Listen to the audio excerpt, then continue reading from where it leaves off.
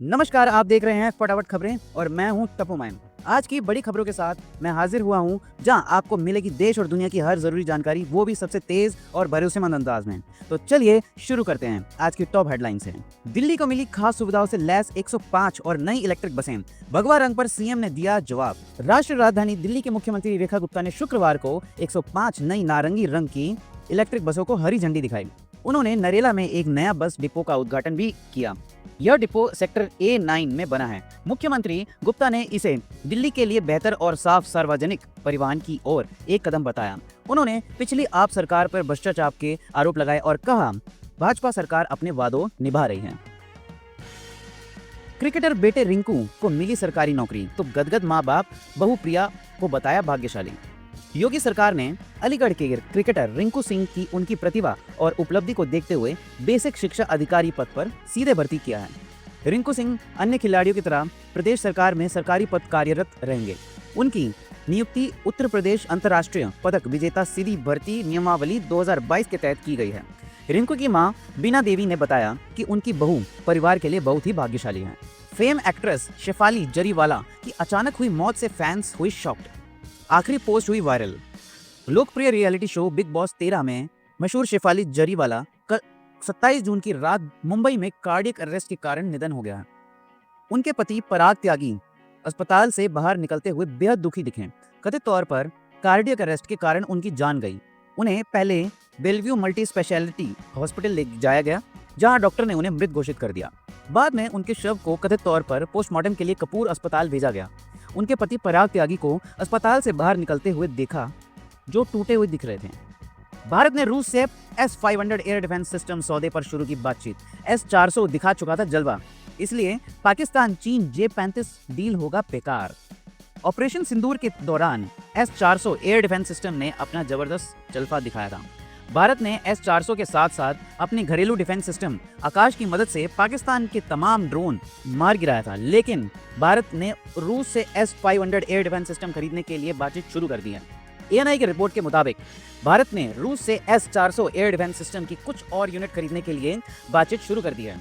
वहीं S-500 missile defence system सौदे को लेकर भी दोनों देशों के बीच बातचीत गंभीर स्तर पर शुरू हो चुकी है। पीएम मोदी 2 जुलाई से 5 देशों की यात्रा पर जाएंगे, ब्रिक्स सम्मेलन से लेकर नामीबिया तक। प्रधानमंत्री नरेंद्र मोदी 2 जुलाई से 5 देशों की यात्रा पर जाएंगे।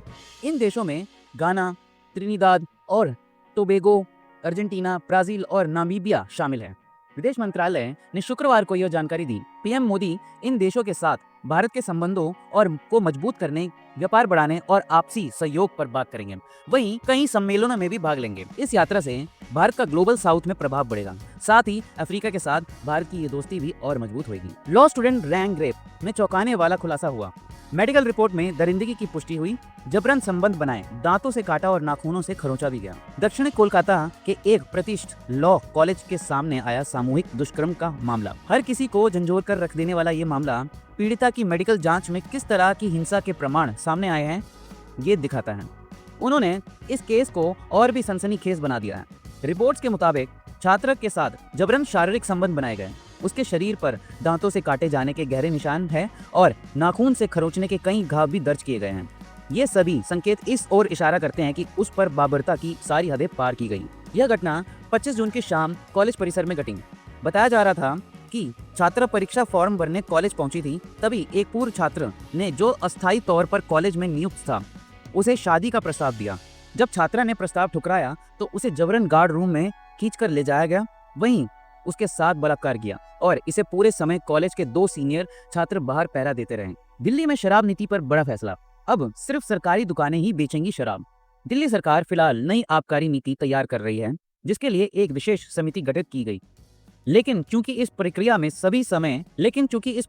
अभी समय लगेगा, इसलिए फिलहाल मौजूदा आबकारी शुल्क अधिकारित लाइसेंस अवस्था को ही 2025-26 1 जुलाई से लेकर 31 मार्च 2026 के लिए जारी रखने का निर्णय लिया गया। यह वही मॉडल है जो वर्ष 2022-23 से लागू है। दिल्ली में इस समय 792 शराब की दुकानें हैं, जिन्हें 4 सरकारी एजेंसियां चला रही हैं। इन एजेंसियों को ही आगे भी दुकान संचालित करने की जिम्मेदारी सौंपी गई है। किसी को आई उल्टी और हुआ बेहोश। पूरी रथ यात्रा के दौरान 600 से अधिक लोगों की बिगड़ी तबीयत।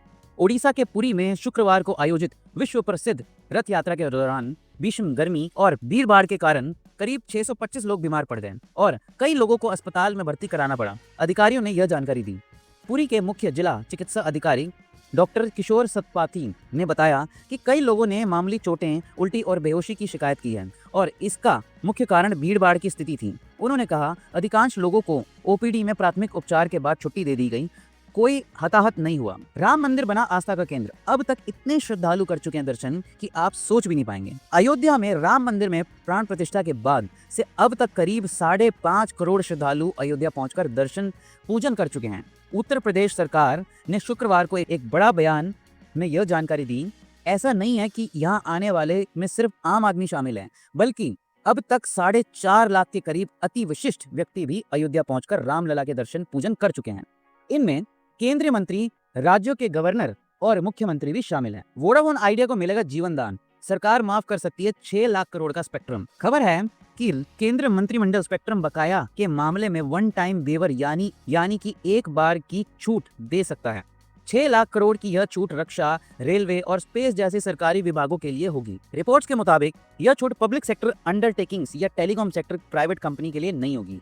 यानी इसका मतलब है कि टेलीकॉम कंपनियां जैसे कि वोडाफोन आइडिया, एयरटेल, रिलायंस जियो, टाटा टेली सर्विसेज को इससे किसी तरह की राहत नहीं मिल पाएगी। आज की बड़ी खबरों में फिलहाल इतना ही। अगर आपको हमारा वीडियो पसंद आया हो तो लाइक जरूर करें, अपने विचार कमेंट में बताएं और चैनल को सब्सक्राइब करना ना भूलें।